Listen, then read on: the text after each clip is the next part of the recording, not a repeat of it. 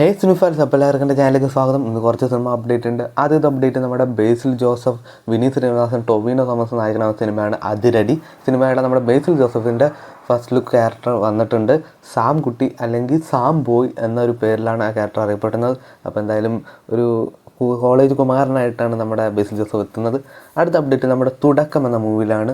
നമ്മുടെ വിസ്മയ മോഹൻലാൽ ആദ്യമായിട്ട് അഭിനയിക്കുന്ന ചിത്രമാണ്. സിനിമയുടെ ഫൈറ്റ് രംഗങ്ങളാണ് ഇപ്പോൾ ഷൂട്ടിംഗ് ചെയ്തിരിക്കുന്നത്. നമ്മുടെ ജൂഡ് ആൻ്റണി തന്നെയാണ് അദ്ദേഹത്തിൻ്റെ സോഷ്യൽ മീഡിയ പേജിലൂടെ ഇത് അറിയിച്ചിരിക്കുന്നത്. 2026 ഏറ്റവും മോസ്റ്റ് ആൻറ്റിസിപ്പേറ്റഡ് മൂവി തന്നെയായിരിക്കും നമ്മുടെ ടോക്സിക്.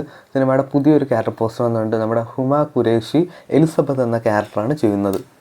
അൽത്താഫും അനാർക്കലി മരക്കാർ അഭിനയിച്ച സിനിമയാണല്ലോ ഇന്നസെൻ്റ്. സിനിമയുടെ OTT അപ്ഡേറ്റ് വന്നിട്ടുണ്ട്. നാളെ, അതായത് 29 തിങ്കളാഴ്ചയാണ് നമ്മുടെ സൈന പ്ലേയിലൂടെ സിനിമ OTT റിലീസ് ചെയ്യുന്നതായിരിക്കും.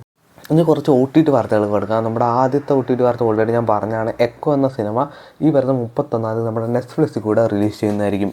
അതുപോലെ തന്നെ നമ്മുടെ ഇത്തിരി നേരം എന്ന സിനിമയും ഈ വരുന്ന 31 സൺ നെക്സ്റ്റ് കൂടെ റിലീസ് ചെയ്യുന്നതായിരിക്കും.